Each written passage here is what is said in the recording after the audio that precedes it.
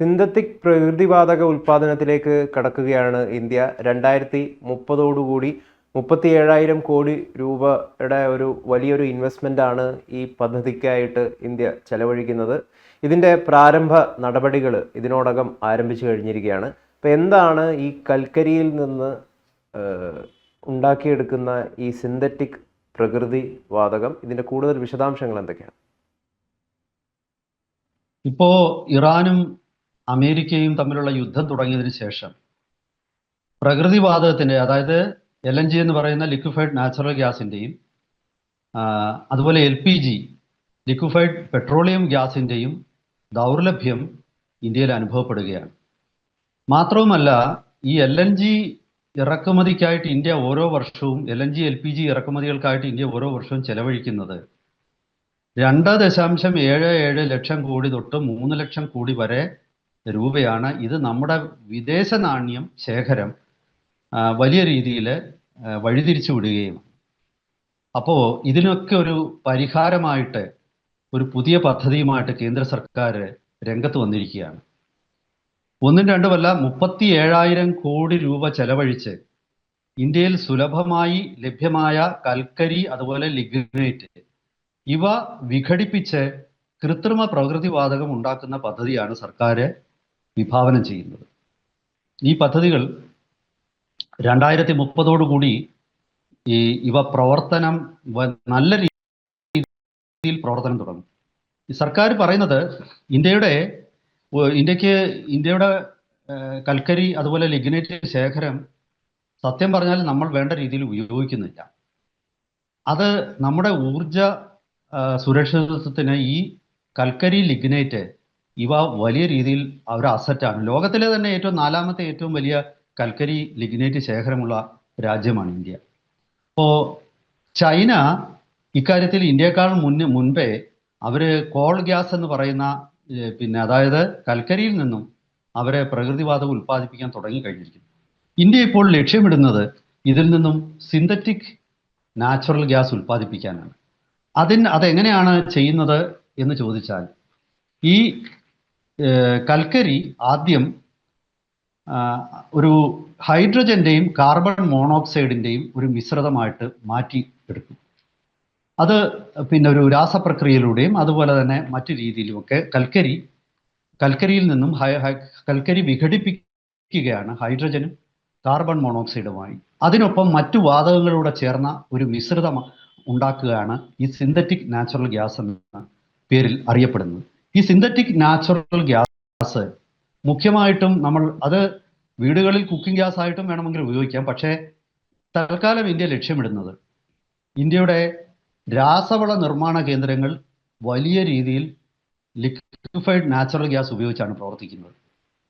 ആ ഇറക്കുമതി ചെയ്യുന്ന ആ LNGക്ക് പകരമായിട്ട് ഈ സിന്തറ്റിക് നാച്ചുറൽ ഗ്യാസ്, സിങ്ഗ്യാസ്, അത് ഉപയോഗിച്ച് ഇന്ത്യയുടെ രാസവള നിർമ്മാണശാലകൾ പ്രവർത്തിപ്പിക്കാം എന്നുള്ളതാണ് സർക്കാരിൻ്റെ പ്രഥമ പരിഗണന.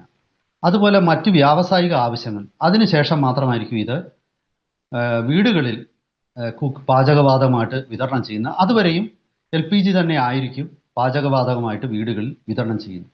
ഇത് കൂടുതൽ ഇൻവെസ്റ്റ്മെന്റ് ഈ മേഖലയിലേക്ക് സർക്കാരിൻ്റെ മാത്രമല്ല വലിയ രീതിയിൽ സ്വകാര്യ ഇൻവെസ്റ്റ്മെന്റ് വരും എന്നാണ് പ്രതീക്ഷിക്കുന്നത്.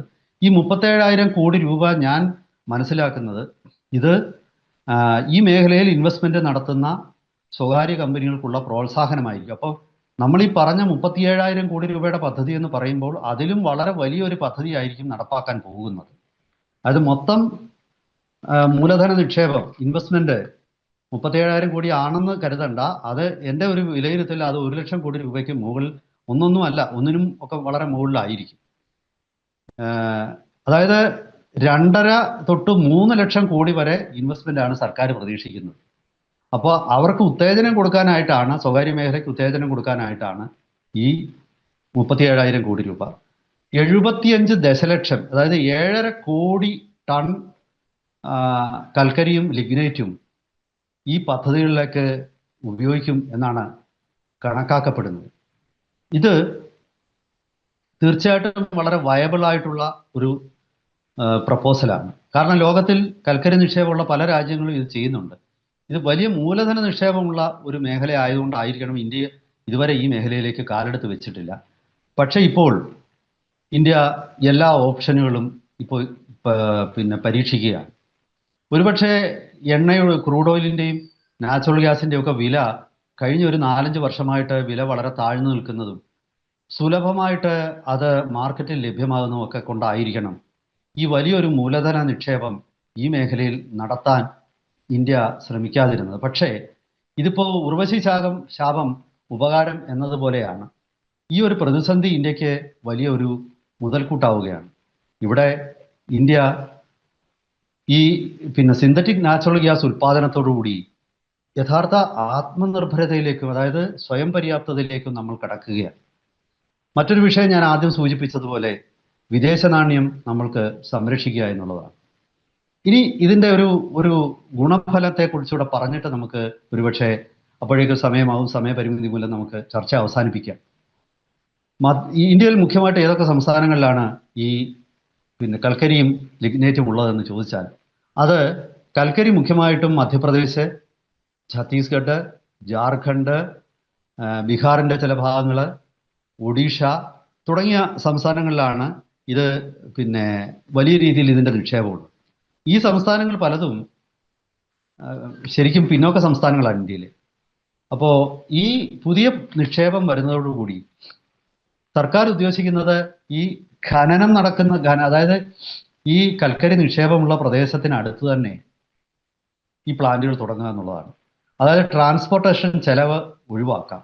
ഈ വലിയ രാസവള നിർമ്മാണശാലകളും മറ്റ് വ്യവസായ കേന്ദ്രങ്ങളും ഒക്കെ ഈ പ്രകൃതിവാതകം ഉപയോഗിക്കുന്ന കേന്ദ്രങ്ങളിലൊക്കെ തന്നെ ഈ കൽക്കരി ഈ നിക്ഷേപമുള്ള പ്രദേശങ്ങളിൽ തുടങ്ങുകയും അവിടെ നിന്ന് ഇത്തരം ഖനന കേന്ദ്രങ്ങളിൽ നിന്ന് നേരിട്ട് ഈ നിർമ്മാണ ഇൻഡസ്ട്രിയൽ ക്ലസ്റ്ററുകളിലേക്ക് ഈ നിക്ഷേപം കൽക്കരി എത്തിക്കുകയുമാണ്. ട്രാൻസ്പോർട്ടേഷൻ, അതായത് ഒഡീഷയിൽ തുടങ്ങിയിട്ട് മഹാരാഷ്ട്രയിലല്ല വ്യവസായം വരാൻ പോകുന്നത്.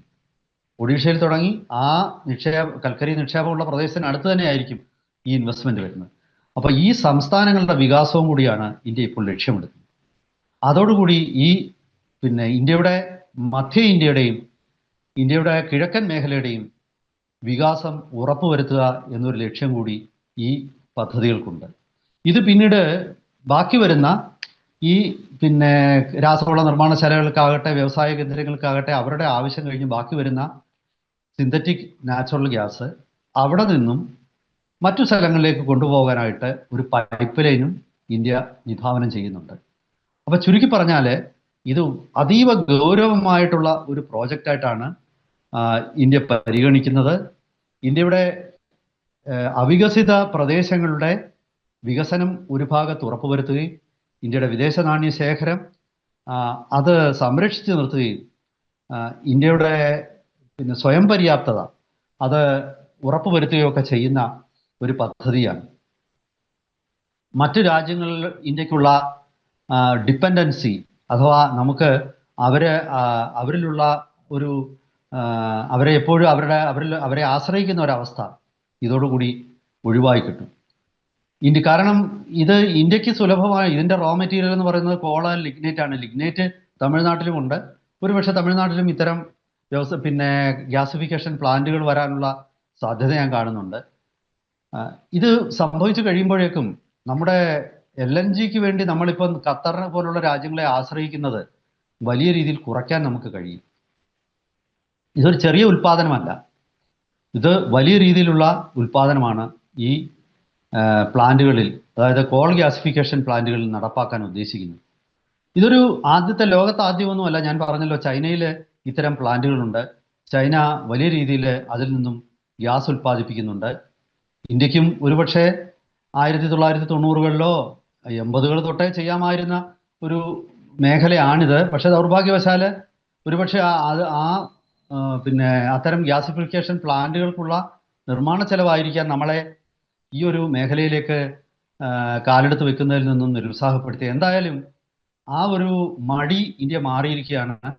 ഒരുപക്ഷെ ഇന്ത്യയുടെ ഇപ്പോഴത്തെ ഒരു സാമ്പത്തിക സ്ഥിതിയിൽ വൻതോതിലുള്ള നിക്ഷേപങ്ങൾക്ക് നമ്മൾക്ക് അതിനുള്ള മൂലധനം നമ്മുടെ കൈവശം ഉണ്ടെന്നുള്ളതും നമ്മുടെ സ്വകാര്യ മേഖല ഇത്തരത്തിലുള്ള വലിയ നിക്ഷേപങ്ങൾ നടത്താനായിട്ട് വളർന്നു കഴിഞ്ഞതുമാവാം ഇന്ത്യയെ സംബന്ധിച്ച് ഈ മേഖലയിൽ ഇപ്പോൾ ഇത്ര വലിയൊരു നിക്ഷേപം നടത്താനും അതുപോലെ ടെക്നോളജിയും നമ്മുടെ കൈവശമുണ്ട്.